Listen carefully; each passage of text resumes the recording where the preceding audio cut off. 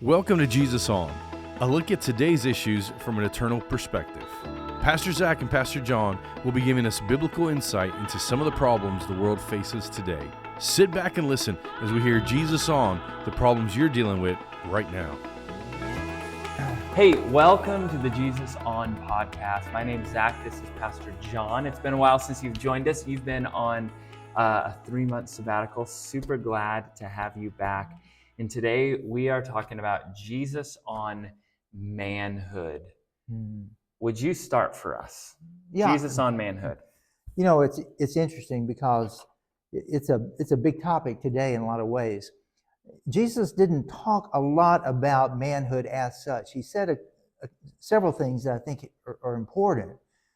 He talked about men being responsible. He talked about men, for example, not divorcing their wives, which in his culture, women were very vulnerable. And Jesus treated women with a great deal of respect, and in fact, uncharacteristically so for his day. Mm-hmm. And he also talked about men not looking at women with lustful hearts.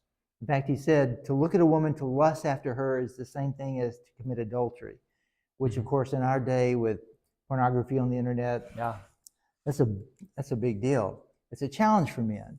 And so Jesus was wanting us as men to be men in our hearts first, Mm-hmm. you know, to have that kind of character and things that he talks about. And I think as you and I were talking earlier about this, there's some things that you thought about as ways that Jesus lived his life, right? As an example about this. Yeah, well, I mean, Jesus is God. He is fully God, but he's also fully man. And so if there is a picture of a perfect man, I think Jesus is it, right? There'd be a lot of women I know who are looking for the perfect man, just not in the right spot, I guess. Yeah, but I mean, he is this picture of a perfect man. I think he does. You know, I love what you pointed out about Jesus's teaching about men. There's not really a lot where he specifically says, "Hey, let's talk about manhood," and you know, this is what it looks like to be a man, and names a bunch of things. But he does say, like, hey, men, don't divorce your wife. Hey, men, do not look at pornography or don't look at a woman lustfully. And really seems to be going, there is a responsibility that men have that's unique and that's distinct as a man that might not be the same kind of responsibility as a woman. And we see that in Genesis 3, where Eve and Adam both sin and they go and hide, and God comes, and what does he say? Oh, Adam. He doesn't say, oh, Eve. He says, oh, Adam, like, hey, you're the guy I need to talk to. And so I loved your point of this responsibility. And Jesus is the picture of a perfect man, and he was tremendously responsible. I wrote down kind of some notes as I thought about the life of Jesus and how he lived as a man. And this is not an exhaustive list, but it's a classic pastor's list where I came up with 4 C's, okay? Okay.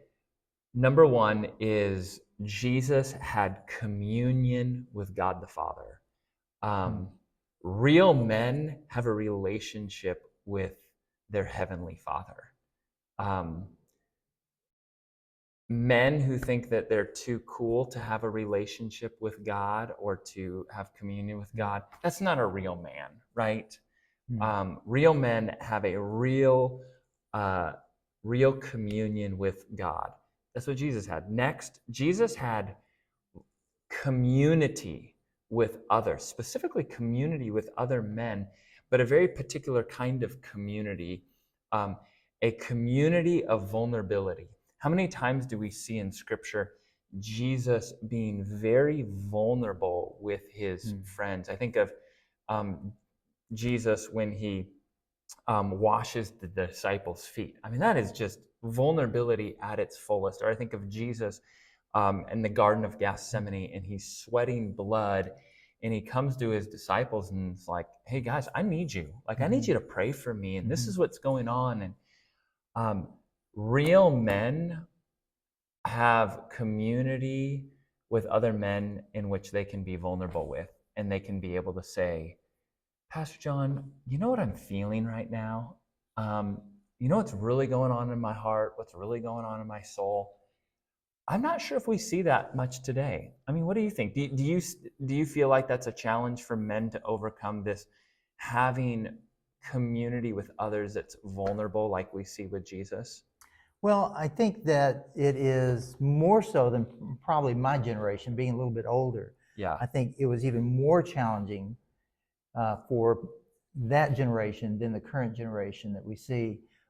But the real challenge is to have that kind of connection with guys who help you spiritually, because there are a lot of people who are willing to connect with you, but not necessarily help you connect with the things that matter most. Yeah. You were talking about your first point about men connecting with God, having communion with God.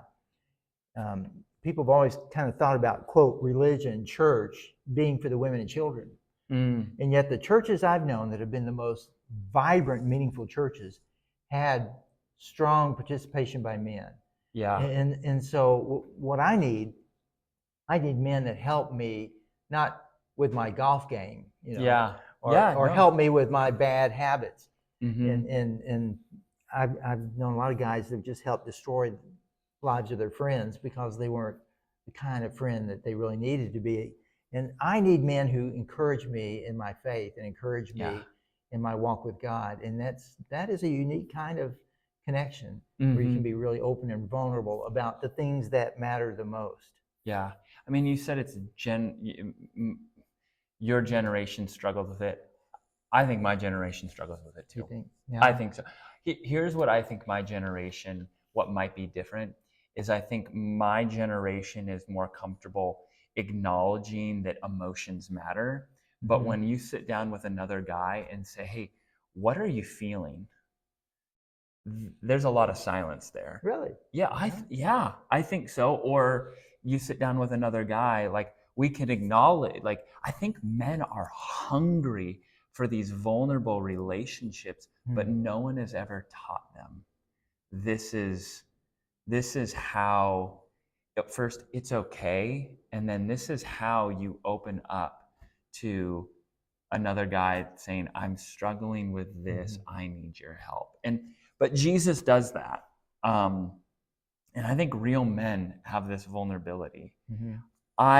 There's so much more, but the last one I wrote, I kind of put these two C's together, is Jesus had compassion and he had courage. Compassion in the New Testament is more of an emotion. It's described in the Greek. It's described more as an emotion than necessarily a verb, an acting. Like Jesus looked on them and had compassion. You know the Greek there. It's a word that literally means he felt deeply, like his heart was broken, and but yet he had the courage to do something about it. And in our culture, where men are kind of supposed to be this, I got it figured out, and I'm tough, and that facade of I don't know, strength. I think it's a facade rather than having this soft spot, a heart that breaks for the things that breaks God's heart. That was Jesus. But then he had the courage to go do something about it, and he had courage for the right things.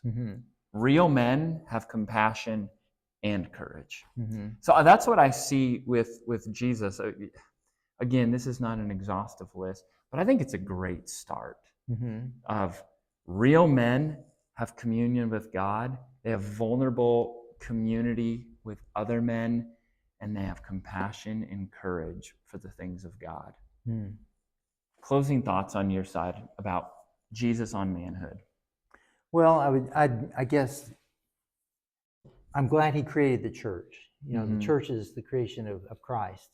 He came and talked to Peter about building his church, on the confession of Christ, who he is, so many guys are isolated and they're not in kind of real meaningful relationship like you talked about.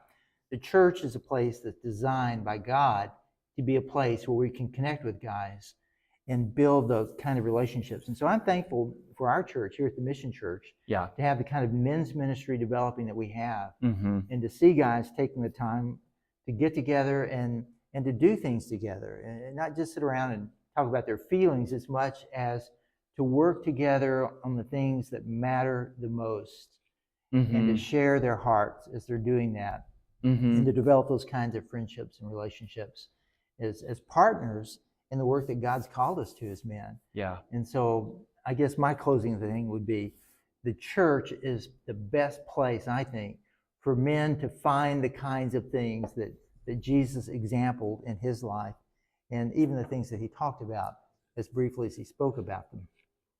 I think you are so spot on. Absolutely.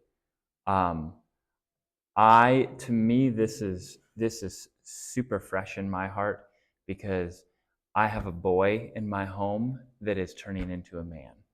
It's unfolding before my eyes. He's about ready to turn 12 years old. He's literally physically developing, and he's becoming a man. And I've been spending a lot of time reading different books and listening to different podcasts on how do I help my son go from boyhood to manhood. And one of the things that has struck me is, I don't want Zephaniah, it's my son, to go from boyhood to manhood. I want Zephaniah to learn how to be good at being a man. I don't want him to just be a man. I want him to be good at being a man. And I think for me, application around this is, I don't think the right question is, am I a man? I think we can answer that pretty quickly.